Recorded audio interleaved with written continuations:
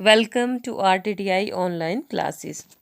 Dear students, आज हम पढ़ेंगे थ्योरी ऑफ क्लासिकल कंडीशनिंग के बारे में, जिसे कहा जाता है पेवलव का क्लासिकल अनुबंधन सिद्धांत। तो ये जो थ्योरी दी थी, ये पेवलव ने दी थी। ये एक बहुत ज़्यादा फेमस फिजियोलॉजिस्ट थे जिन्होंने काम किया फिजियोलॉजी ऑफ डाइजेशन पर, और ये इतने फेमस हुए कि इनको 1904 में नोबेल प्राइज़ से सम्मानित किया गया। तो इन्होंने जब एक्सपेरिमेंट किया, तो इन्होंने जो एक्सपेरिमेंट किए वो डॉग्स पे किए। जैसे हमने पिछली थ्योरी में बात की थी कि ये बिहेवियर को चेंज करने की बात करते थे, तो बिहेवियर को चेंज करने के लिए जैसे थॉर्नडाइक ने कैट्स पे एक्सपेरिमेंट किए, वैसे ही क्लासिकल कंडीशनिंग में जो पेवलव थे उन्होंने डॉग्स पे एक्सपेरिमेंट किए।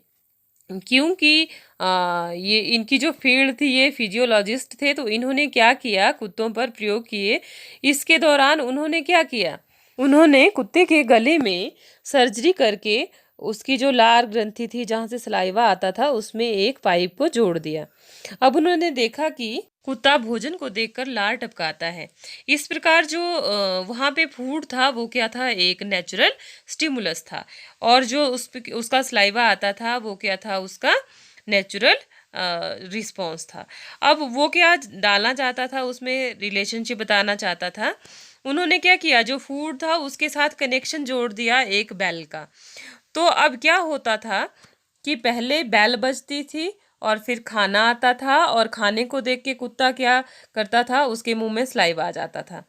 धीरे धीरे उन्होंने क्या किया, इवान पेवलव ने इसको वो रिपीट करते रहे, इसी एक्सपेरिमेंट को बार बार। तो पहले बेल बजेगी, फिर खाना आएगा, और खाने को देखते ही कुत्ते के मुंह में क्या आ जाएगी, लार आ जाएगी। बेल बजेगी, खाना आएगा, और खाने को देख के कुत्ते के मुंह में क्या आ जाएगी, लार आ जाएगी। और जब वो एक्सपेरिमेंट को रिपीट करते रहे, तो एक टाइम ऐसा आ गया कि बेल बजती थी और कुत्ते को पहले ही पता लग जाता था कि अब खाना आएगा, तो कुत्ते को बिना खाना देखते ही मुंह से क्या टपकती थी, उसके लार टपकती थी। ये जो एक्सपेरिमेंट था, इसमें इवान पेवलव जी का ये बताना था कि जो बेल थी उसका दूर दूर तक जो सलाइवा था और जो फूड था उसके साथ कोई कनेक्शन नहीं था। तो जो यहाँ पे बेल थी वो क्या था, अनकंडीशन स्टिमुलस था, और जो हमारा जो रिस्पॉन्स था वो क्या था, नेचुरल स्टिमुलस था।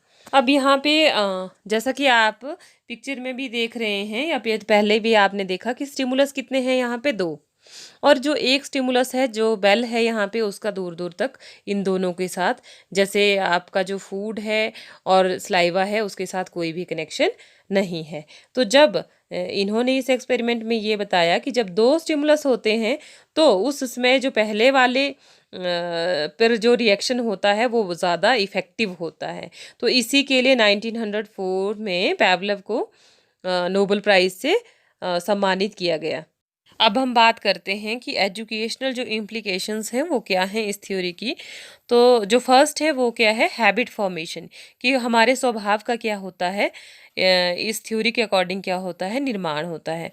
कि जैसे जैसे स्टिमुलस और रिस्पॉन्स आता है, धीरे धीरे क्या बन जाती है, हमारा वो स्वभाव बन जाती है, और उसके अकॉर्डिंग हम क्या करते हैं, अपने बिहेवियर को वैसा ही बना लेते हैं। और सेकेंड इसमें क्या है, डेवलपमेंट ऑफ एटीट्यूड, जो हमारी अभिवृत्ति है उसका भी क्या होता है, विकास होता है। थर्ड, अक्षर विन्यास और गुण शिक्षण, that is letters and multiplication.